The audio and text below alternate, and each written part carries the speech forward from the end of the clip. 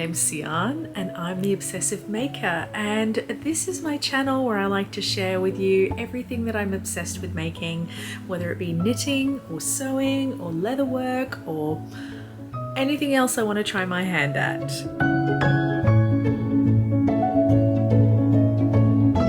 Oh God, it has been such a long time, hasn't it?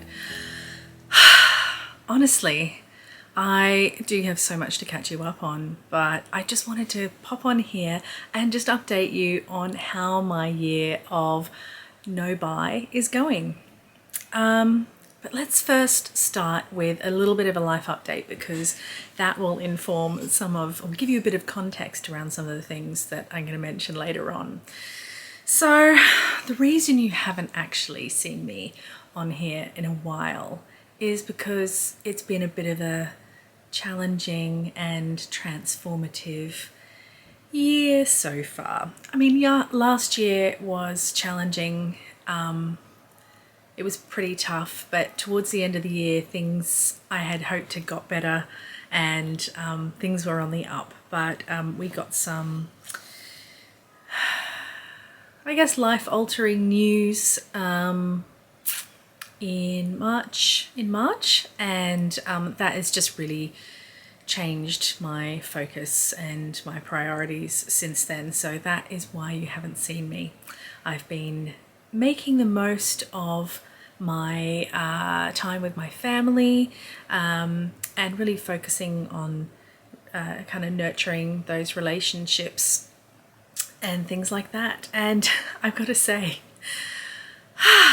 I have been casting on everything I possibly can since then, and it's mainly out of stress. I mean, I've told you before, we're trying to buy a house as well, and obviously with the cost of living going up everywhere in the world, that on top of, you know, just a pile on of things, it has really just been stress cast-ons.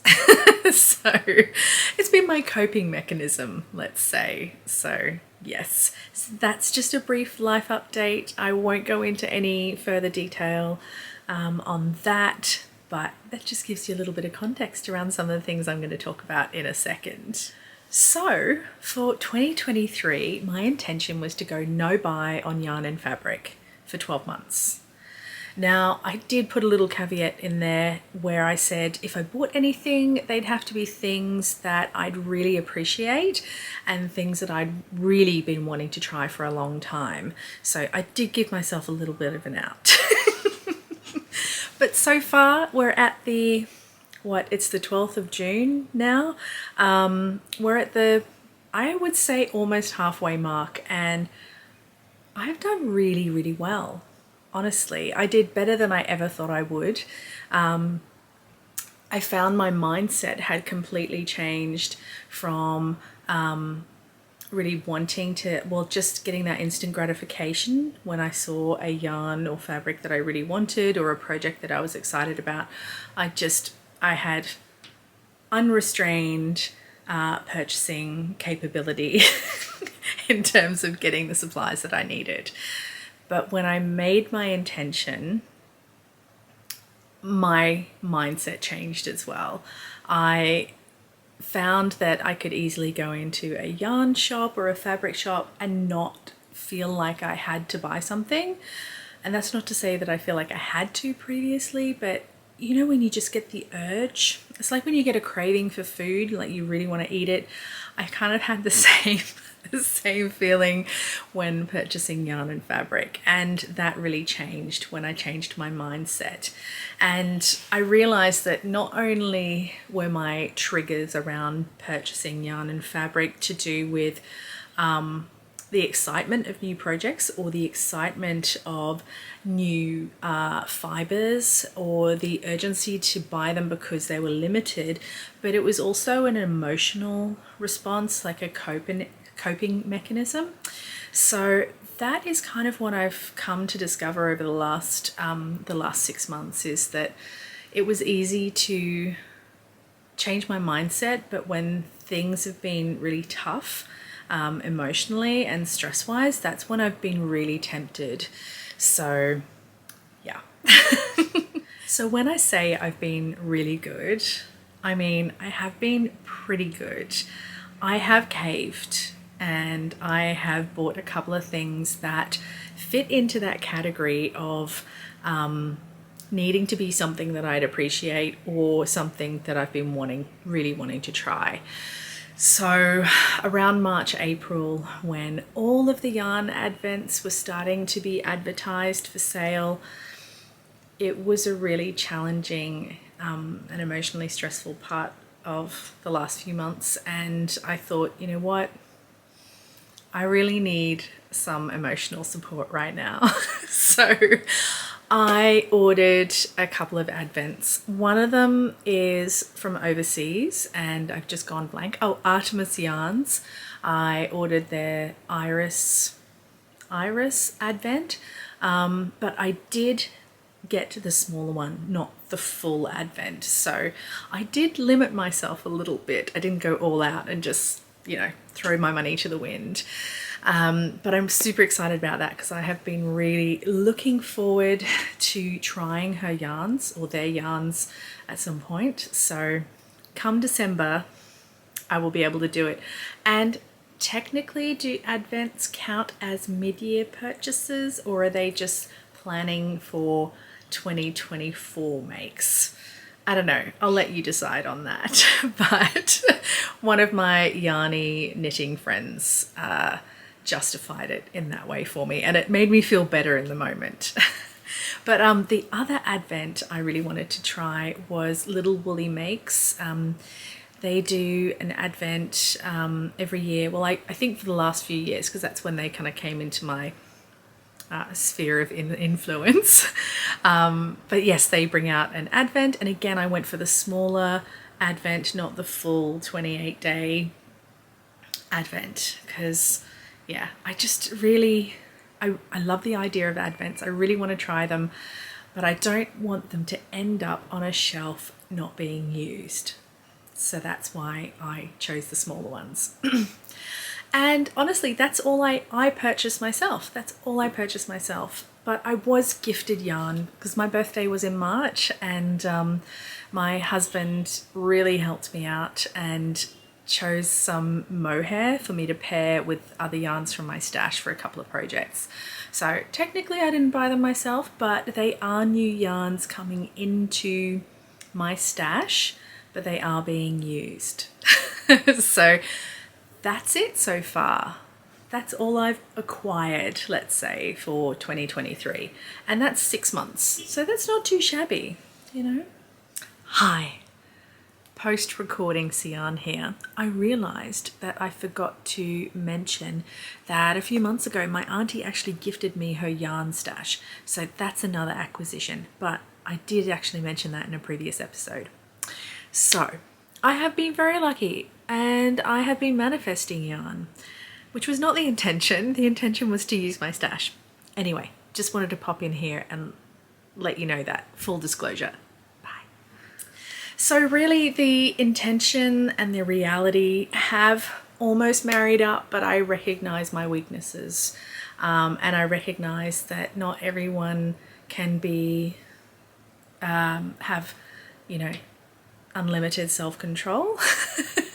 We do have moments of weakness, or we do have moments where we just need some sort of comfort or satisfaction, and I just happen to choose those as my emotional support purchases. So there are some things that I have done in the last 6 months to really kind of take stock of my stashes. And things that have really helped me kind of come to terms with what I have and the potential of what I have is I've actually gone through everything. I've gone through all of my yarn, I've gone through all of my fabric, I've taken photos, and I have logged those in either Ravelry or I have another app for my fabric stash. And putting it all there in a place that's easily accessible, on my phone, just gives me the ability to go in and search and kind of find some inspiration shop my stash, really find inspiration within my stash and shop my stash rather than seeking that need to go elsewhere.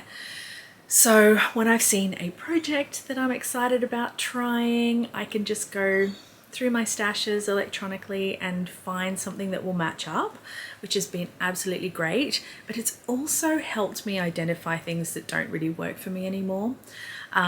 Things that don't really work for me, I have found are yarns and fabric that don't really kind of, I guess, spark joy, you know, for the Marie Kondo method, but also colors that perhaps weren't the right choice for me, excuse me, and yarns that I bought for projects that I no longer want to make. So I haven't weeded out a huge amount, but there were some unspun yarns, some New Tiden, that I realized really wasn't for me. And so I made those available on, to buy on Ravelry to destash, and a couple of people took me up on that offer. And one of them is actually based here in Melbourne, so I got to meet up with her. We had coffee, we kind of made friends, I hope. If you're watching this, which I think you said you did watch my podcast, thank you. Then I hope we meet up again soon. It would be really good. And I realise now that that was probably about 2 months ago, so I apologise. So yes, so I have let go of a few things, but I haven't intentionally gone through and been really brutal and said I need to destash everything so that I can start from scratch. I still appreciate what I have in my stash, and I have lots of plans for what I want to make. And actually going through, I've realized that I have so many different yarn combinations that I could use than what I had initially planned. So it's been really nice actually having that little stock take. We've also had a bit of change in seasonal weather here in Melbourne. So we usually get a pretty cold and wet winter, but this year is forecast to be El Nino, which I hope I'm choosing the right one there. It's supposed to be a little warmer, milder and drier winter. So I suspect we won't get the cold, wet temperatures this winter that we would usually get. And so I had actually intended to knit some chunky things, some really fluffy garments and things like that. But I've had to change my plans a little bit. I'm realizing now that they're perhaps not as versatile as a lightweight sweater, or perhaps an accessory like a slipover, or a neck, like a dicky type thing. So I've really been rethinking my plans in terms of knitting. That is. So yes, I will share those in another episode, but I really just wanted to spend today updating you on my, well, I guess my 6-month update of my year of no buy. So with that in mind, we come to the end of this little update. I knew it would be very short, and so far it's only about 12 minutes. I have confessed to purchasing some yarn. I've given you a little bit of a roundup of what I've discovered over the last 12 months. Sorry, over the last 6 months. And yeah, I hope to kind of discover more about myself and more joy in my stash, which I know I will. So yes, that is everything for now. And stay tuned. I will be releasing a proper podcast episode soon. I hope in the next couple of weeks, but I'm not going to promise anything, only because we're kind of at a juncture in our house hunt where we might be making an offer on a place, and a new house has just come on the market. I wouldn't say new house, another property has come on the market that we're also interested in, and we're having a bit of a dilemma. So we're hoping to purchase a house in the next month. So fingers crossed for that, and I will speak to you all very soon.